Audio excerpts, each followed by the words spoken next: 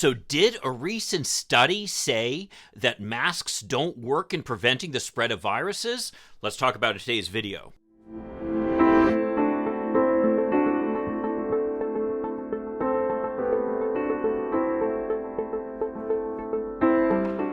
Hi, I'm Mike Greiner. I'm a lifelong Democratic activist who's concerned about the direction our country is taking. I'm also a lawyer and an academic, and I'm here to help you stand up to the BS of the MAGA crowd.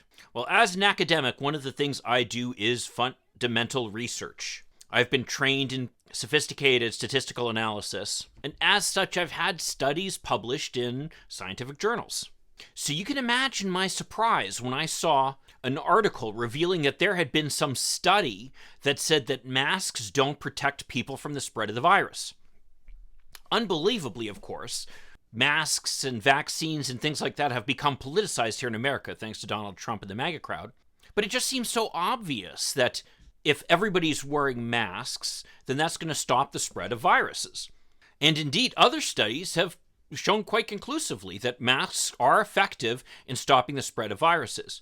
Here's one published by the Oxford University Press, Unmasking the Mask Studies, Why the Effectiveness of Surgical Masks in Preventing Respiratory Infections Has Been Underestimated. In other words, surgical masks are actually more effective than people thought.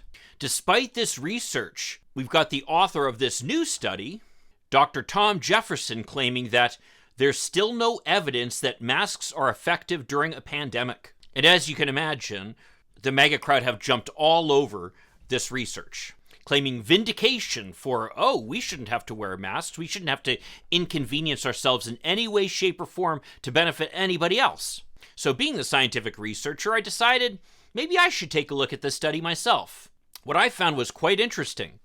This article from the Cochrane Database of Systematic Reviews, called Physical Interventions to Interrupt or Reduce the Spread of Respiratory Viruses, is essentially what's called a meta-study. In other words, what this type of study does is it takes a look at a bunch of different studies and aggregates the data from them to try to come up with some type of conclusion. The author's conclusions, contrary to the statements that he's been making in public, are, though, the high risk of bias in the trials. So bias in the trials, variation in outcome measurement, and relatively low adherence with the interventions during the studies hampers drawing firm conclusions.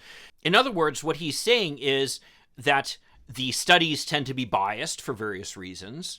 And part of the problem with all these studies is that people don't actually comply with the requirements. You might say, hey, everybody's supposed to be wearing masks, but enough people don't wear masks that you don't get a good sample of whether the masks are working or not.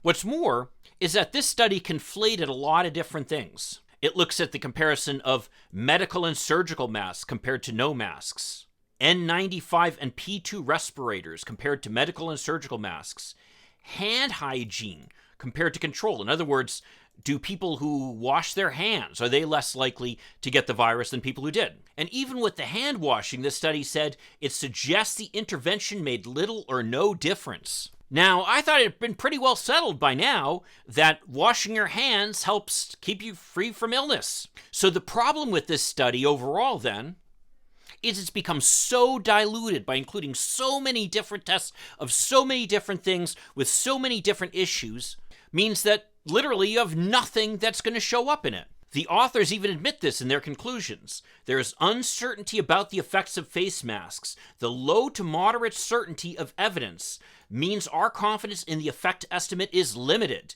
and that the true effect may be different from the observed estimate of the effect. In other words, you can't trust this study. That's what the authors say. And yet here they are running around saying that there's no evidence that people should wear masks anymore. Maybe we should all stop washing our hands too. I don't know about you, but personally I'm going to keep washing my hands. And when there is an outbreak of the virus, I will wear a mask. And every chance I get to get vaccinated, I'm going to do that. Why? Because the possibility that my efforts are going to help stop the spread of the virus is something that's going to benefit society as a whole. And guess what? Unlike the people who refuse to do anything even slightly inconvenient because it may benefit society as a whole, I'm not an asshole. It's a very simple question. Do you want to be an asshole or don't you want to be an asshole? If you don't want to be an asshole, then take steps to try to protect everybody, which can include hand washing, getting the vaccines, and masking up if you're dealing with an outbreak. The fact that people aren't willing to take such simple, basic steps to try to protect society as a whole just shows how selfish so many of us have become.